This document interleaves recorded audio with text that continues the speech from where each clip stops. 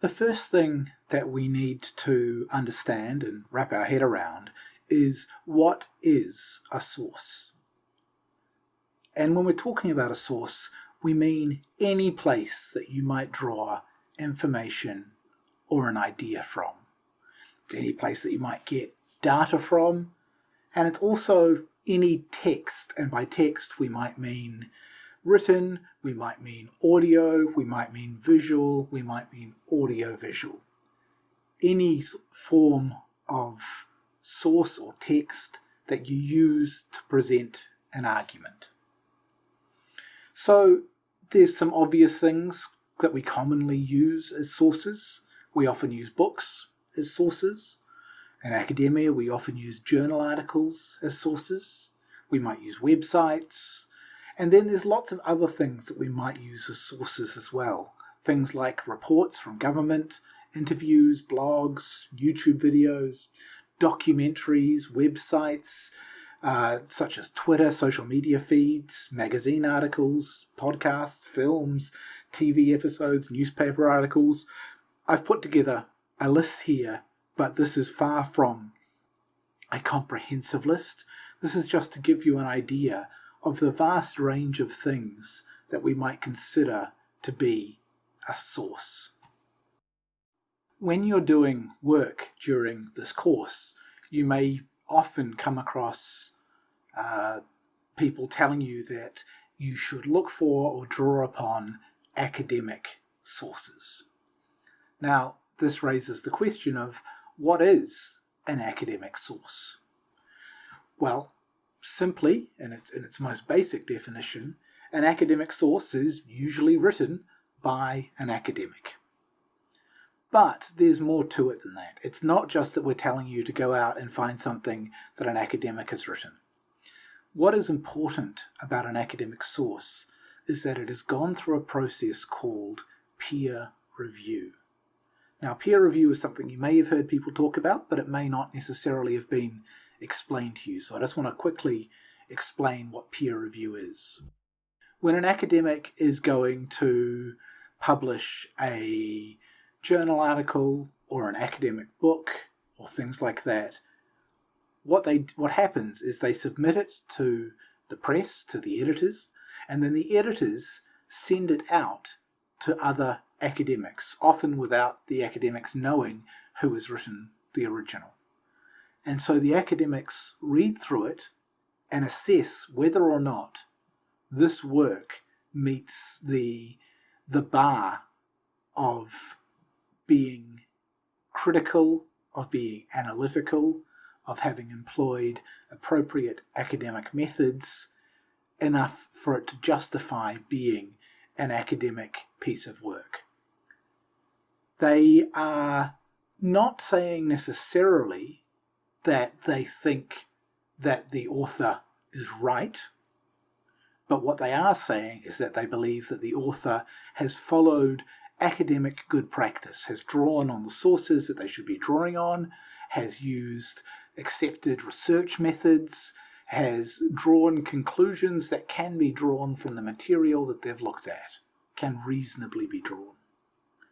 So peer review, this process of peer review, means that a bar of academic procedure has been met. It means that the academic who wrote it has had to go through an appropriate process of producing academic work. This means that academic sources are not necessarily better or worse than other sources, but it means that when you use them in your work, they carry different weight than a non-academic source, in the sense that when you draw on an academic source, you are saying, because this is an academic source, I know and understand that the author has dealt with appropriate academic process in order to come to the conclusions that they've reached. This then raises the question of how can you tell if something is an academic source? And this isn't a hard and fast set of rules. It's not always the easiest thing to do. Sometimes for some sources you just get used to it and you know automatically. Other times you sometimes need to do a little bit more research and looking around it to find out if something is an academic source. The first way that you can suggest that something might be an academic source is by looking at who has published it. So we can look at whether, if it was a journal or a publisher, we can look at who they are. Do they describe themselves as an academic publisher? Do they say on their website that their work goes through the process of peer review? A lot of publishers for academia are what we would call university presses. So they will be a press or a publishing house that is associated with a university. And that's a pretty good indication that it's likely to be an academic source. Journals will often say they are an academic publisher. You can also look at who wrote the work. Are they an academic? When they describe who they are, do they mention an academic affiliation in their bio? Are they saying, I work for this university, etc.? Now, again, that's not the only way of knowing. Some academics don't work for a particular university. They work in academia as independent scholars. So that's not the only way of telling, but it might be a good indication that something is an academic source. Another thing to look at is to look at the text itself. Does it have references in it? As you read through it, does it indicate where its ideas are drawing from? Does it have a list of references or a bibliography at the end? It's very odd to have an academic source which does not have that. So if the thing that you're looking at doesn't have a list of sources or a bibliography, then there's a good chance that it's not an academic source. And you can also think about where you found it. Most of the works that you'll find in the library or through Locate, and the library databases that are linked through Locate, are academic. The great majority of the work that the library is purchasing is academic in terms of its sourcing. Most of the things that you will just generally find on Google, if you search for a particular term, are likely to not be academic. But that's not a hard and fast rule either. The library will purchase some texts which are not academic as such, if they have related interest to people working in the field. And there is always a chance that something that comes up on Google will be academic. And in fact, there is a specific section of Google called Google Scholar, which specifically searches for academic texts. You also need to be aware that some academic databases store things which may be useful to people in the field but are not academic sources. So they might store news articles, for instance, or trade journals for media industries and things like that. So that's the sort of indication time when you'd want to be looking at some of the other things. Where has it been published? Who has published it? Who has written it? Does it have references in it? These will give you a good indication as to whether the material you are drawing on is academic or not. So we've talked about what the difference is between an academic source and a non-academic source, and we've talked about how you might identify whether something is an academic source or a non-academic source. And both can have a place in academic work, but it becomes a question of which source should you use when. When you're doing academic work, most of the sources you draw on should probably be academic.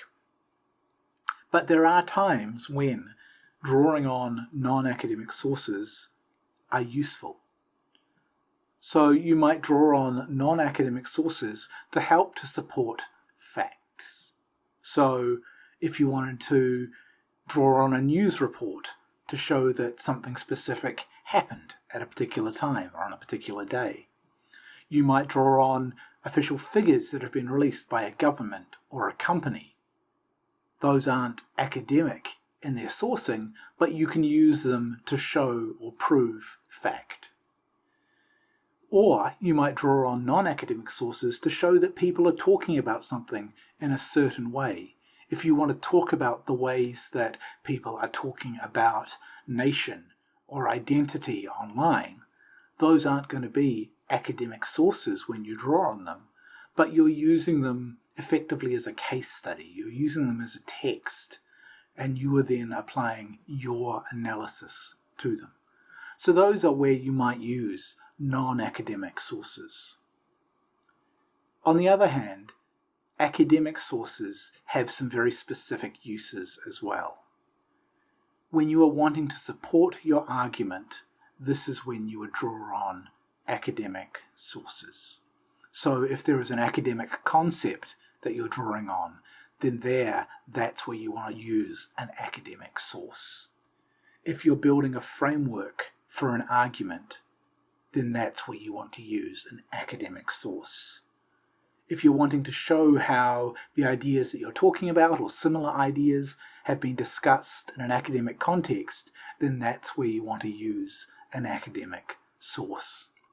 So, for instance, if you were wanting to talk about hegemony or power, you wouldn't go for a non-academic source in order to define what this is, because you want to define it within an academic context. So in order to introduce that academic concept, you would draw on academic sources to support the definition that you're providing of power or hegemony.